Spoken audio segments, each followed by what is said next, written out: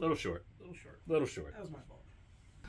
Hey guys, Paul from Ashen Phoenix. It's New Comic Book Day for the week of February 8th, and we're going to get started right now. This episode brought to you by Campfire Ashes. New episode just dropped. New episode coming out in 2 weeks. We want to say hi to all the new people all the listeners, especially those in India and Israel, apparently. So yeah, if you watch this show and you're not from the U.S., go check out Campfire Ashes because I want to see. I want like 20 different countries. So like when it's international, we can actually say it's like, hey, we're international instead of like U.S. and Canada. So yeah. Hey guys, it's Tim from Capes and Scowls, the comic book store. Team Ashen and Paul and Tim do a thing. They do a bunch of things. I got trades. First up, we got the Mighty Marvel Masterworks Captain Marvel. This actually has 2 different covers. I ordered both, but only got sent one because, you know. But this is issues 1 through 7 and some other material, including his first appearance. We have Sonic Volume, what are they up to? 13. You'll love to see it. Sonic's still going strong. We have Windmaker Volume 2. I'm not super familiar with this, but it looks awesome. Yep. I was reading the back like it was going to give me a clue. It didn't. Star Wars, The Menace Revealed. This is part of the Legends collection. Epic Volume number 3. We've got House of L, Book 3. I like that this has gone up to Book 3, which is really cool. I like the young adult novels doing well and people wanting more. We've got G. Willow Wilson's Air, Book 2. This is a re-release of one of her breakout books, so part of the Burger book line. We got Dune, The Waters of Canley.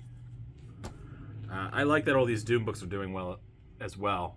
They seem pretty sweet. Every time I pick one up and read it, I enjoy it. And I'm not like hardcore into Dune, but I definitely enjoy these books. Avengers, they're up to volume 11.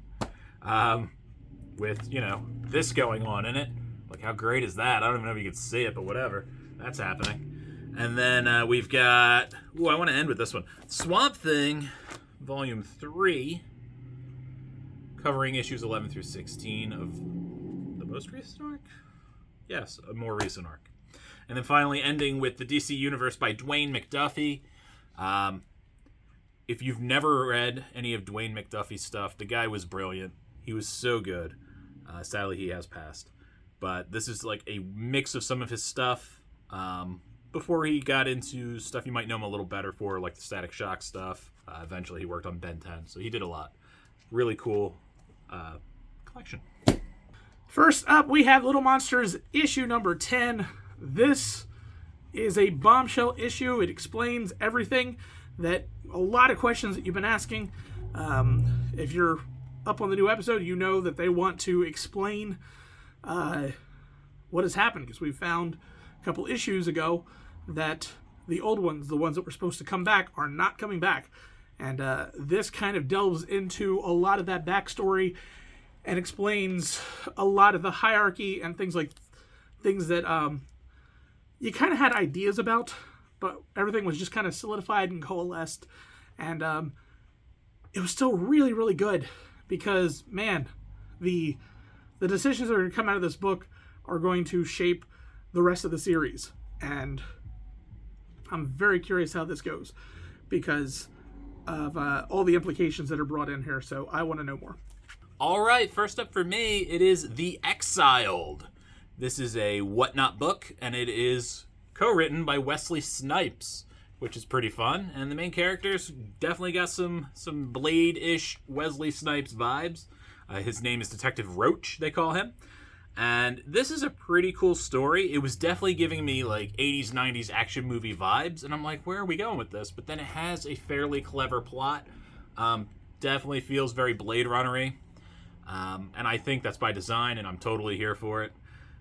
Basically, it is him trying to explain an event that happened about a year ago, where he survived something he really shouldn't have survived. It was a gas attack, and a lot of people died. And a lot of strange things are occurring again that might be connected, probably.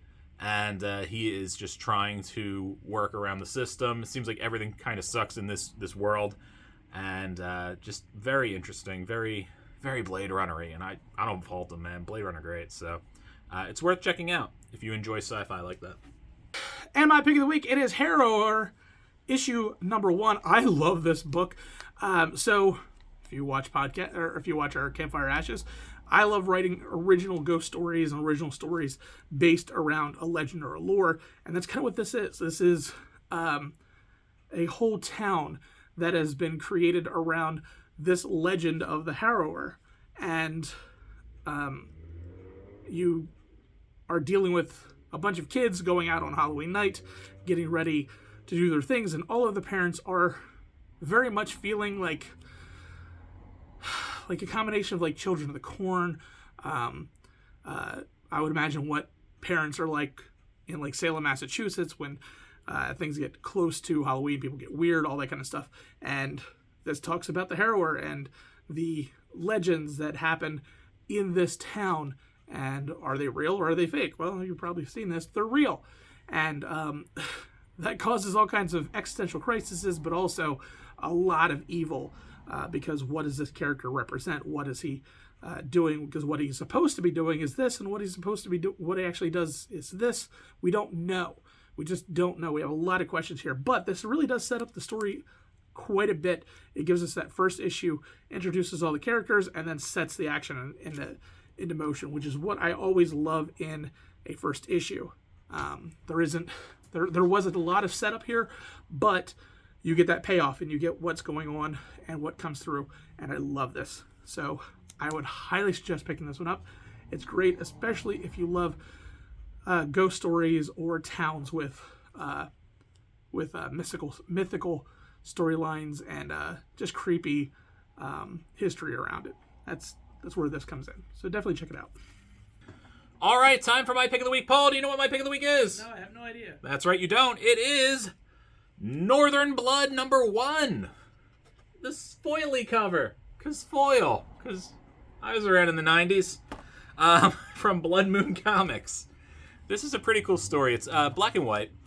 And it features during World War I? II? No, this was World War II.